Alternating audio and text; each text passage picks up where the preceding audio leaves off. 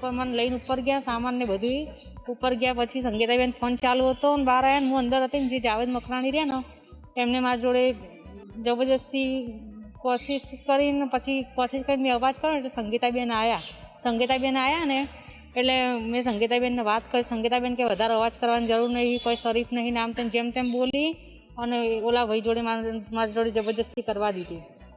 એના પછી એ બંને જણા જતા રહ્યા ને બીજા દિવસે પછી એ જાવેદ આવ્યો અને મને ઇક્કોમ લઈને પાછા આ ઇદ્રીસ ખાન પઠાણ છે ને એની ઓફિસે લઈને આવ્યા ને ત્યાંથી બી કશું કોઈ મારું જે પ્રોસેસ કરવાની હતી ને એમાં તો કશું કંઈ કર્યું નહીં.